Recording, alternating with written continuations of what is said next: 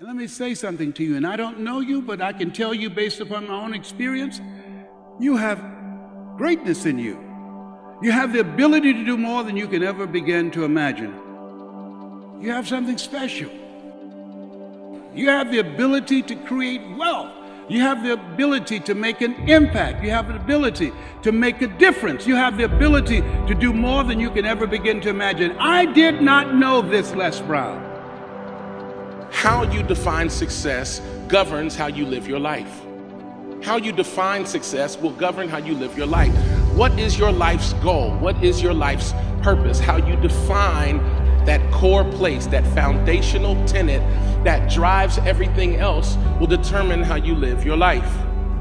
And so when you think about success and when you identify what it is that matters, oftentimes there are pockets or highlights or just a little wink here or there that will help you to understand where you're supposed to be going and what it is you're supposed to be doing.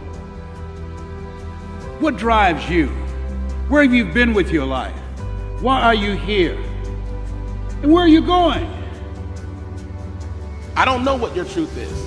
I'm just sharing my perspective. I'm not trying to proselytize. This is not that moment. I just want you to be true to who you are, because I don't believe in accidental lives.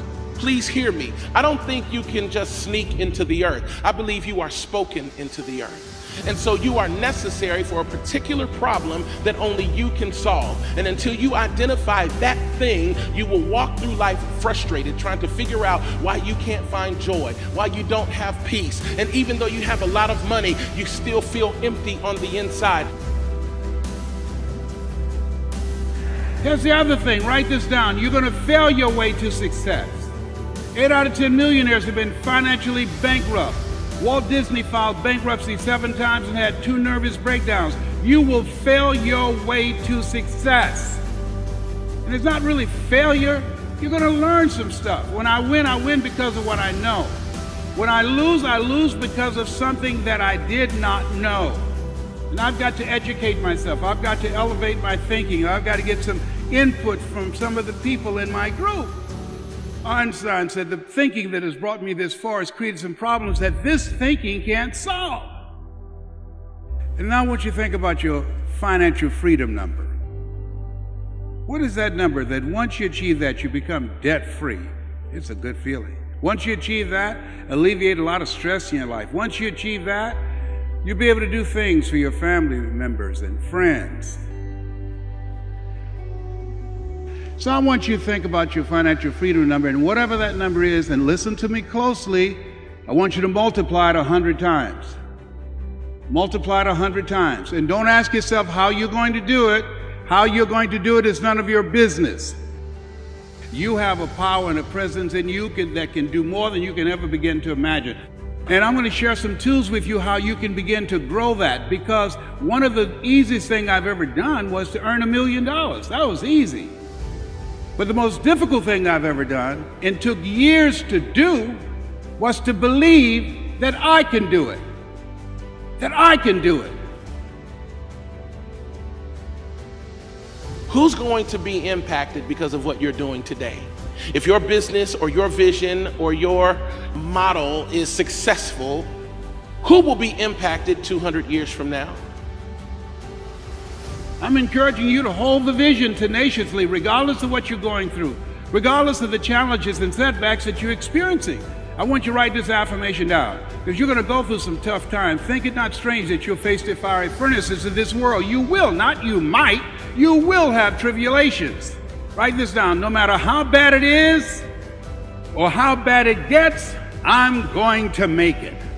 That's what I had to affirm. No matter how bad it is or how bad it gets, I'm going to make it. Yes, it's necessary that you have a strategy to work on your mind on a regular basis. We're taught, be ye not conformed to this world, be ye transformed by the renewing of your mind. And that takes focus and that takes discipline. I'm encouraging you. What is it that drives you? What is the thing that gives your life meaning? Until you find that, you will be broken thinking success is one thing, and when you achieve it, you will realize you don't have it anymore. And so as you think about your goals and dreams, what's very important is your mindset, your belief.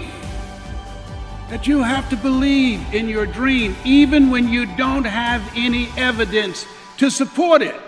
Even when everybody is against you, you've got to believe that I can do this after defeat and disappointment. Willie Jolly was right, a setback is a setup for a comeback. You have comeback power. You're here because you're different. Got to make a decision. You're going to live your dream as part of it. It's necessary that you have that kind of mindset because you're going to have some opposition. Things are going to happen that you can't begin to imagine. And so how people live their lives, I've come to know, is a result of the story they believe about themselves. Look at yourself and look at your goals and your dreams. I want you to think about your personal goal, your financial goal, and I want you to think about your social contribution. What will be different because you showed up? And as we think about our goals and dreams, it's going to take everything in you. You have to work on yourself, work on your mindset, because you're going to take some hits. Here's something else. Practice this, OQP, write that down. Only quality people. As Keith was talking about, you got to look at the people in your life and ask what value they're bringing to me and what value you're bringing to them. If you're the smartest one in your group, as Dr. Dennis Kimbrough out of Atlanta said, you need to get a new group. Find people who are doing what it is you want to do. Develop a relationship, because success leaves clues. And the other thing he told me, OQP, only quality people. Let go or be dragged. Let all the negative, toxic people in your life go.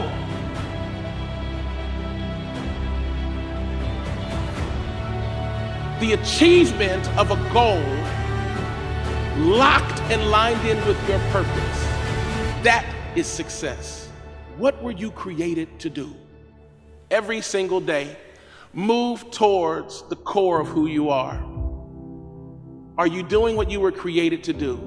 Until you get there, you're going to be constantly frustrated, constantly trying to figure out, why did this thing that I want so bad not bring me the happiness I thought would be attendant with it? Who you are, what your purpose is, and the gifts and the calling that you have are so unique that there will never be another you in the history of the earth. You must achieve. That's why you're here. You're driven to succeed. You're driven to maximize moments. You're driven to success. And this is my plea to you, that for the young guys like me that were looking for a leader, that were looking for someone to look up to, may your idea, may your company, may your business, may your vision be the thing that other people can latch onto and attach to and find hope. And not just hope, but healing for the heart. There are a lot of broken-hearted people walking around right now. And if you're a part of this nation, we need all the hope we can get. We need all the peace we can get. We need all the forward-thinking entrepreneurs and success drivers that we can get. Because the success of one needs to be the blessing for all. When you have been given something of great substance and significance, it is not for you to hoard it and to keep it to yourself. It is for you to determine that whatever you have been entrusted with is not just for you to accumulate, but to be a good steward, so that those who don't have can at least have a chance to achieve their dreams as well. So you got to learn to listen to yourself. You got too many distractions from the phone and text messages and all these other platforms out here. I don't take a phone call unless, and write this down, is it positive? If it's not positive, I'm not going to take it. Is it purposeful? Is it something that's in relationship to what I'm doing and where I'm going? Is this a contributor or a taker? There are people who are always there when they need you, but when you need them, you can't find them. Is it productive? Is this worth my time? At 72, I'm not willing to waste my time talking with somebody and it's not going to lead to anything. It's not productive. And is it profitable? Can I make some money with this person? You need to know that. Why? Your time is valuable. If you're going to lose something, lose some money. Time? You don't want to lose that. Money, you can recoup that. Time, you can't. And so as you look at yourself, protect your time. Imagine, if you will, being on your deathbed and standing around your bed, the ghost of the dreams, the ideas, the abilities given to you by life, but you, for whatever reason, you never pursued those dreams. You never act on those ideas. You never use those talents. You never use those gifts. And there they are, standing around your bed, looking at you with large, angry eyes, saying, "We came to you, and only you could have given us life. And now we must die with you forever." And the question is, if you died today, what dreams, what gifts, what talents, what abilities would die with you?